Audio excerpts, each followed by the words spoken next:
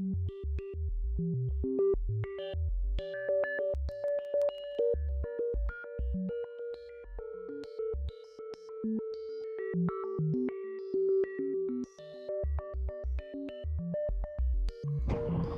you ever heard of Thomas Tank Engine?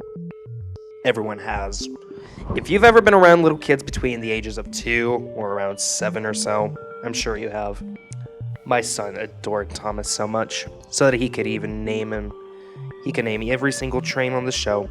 He knew what color they were and the number they had painted on them.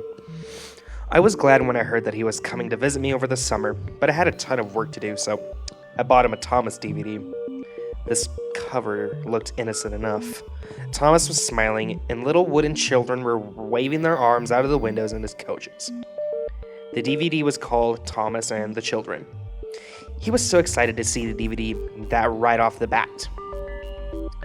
He pleaded with me to pop it into the DVD player. I went to work while he watched it.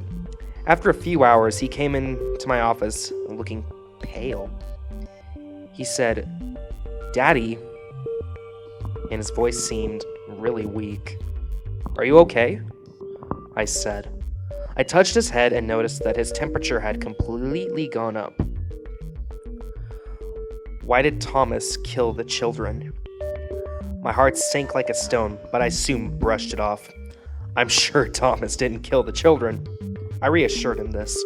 Now you need your rest and some medicine. I gently pushed him toward his room. Let's go now.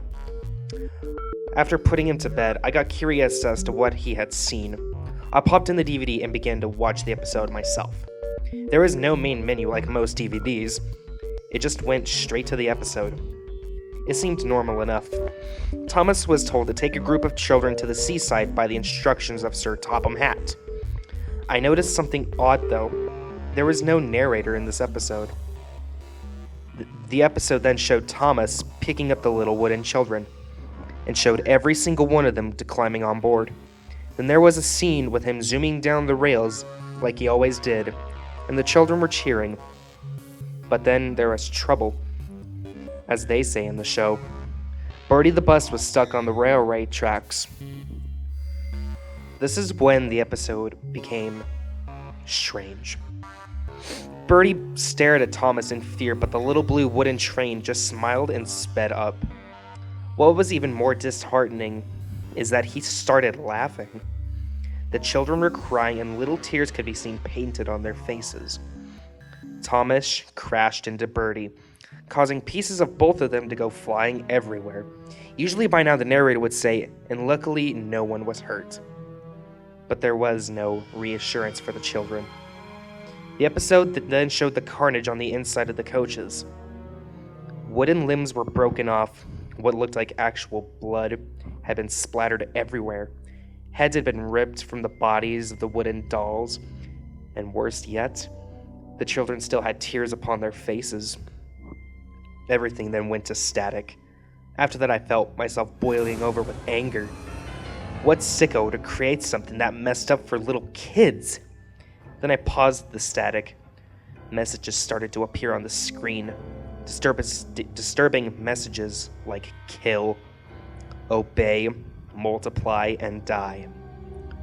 I watched the static for over an hour and noticed at least 30 different messages. I threw this accursed thing in the trash after breaking it in half.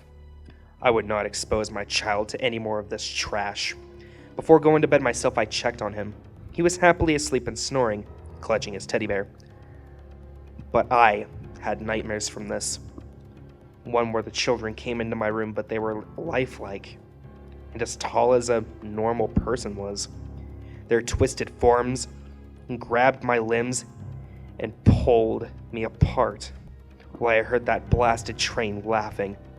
Now I've woken up, covered in blood, knife in hand, but I'm afraid to check my son's room.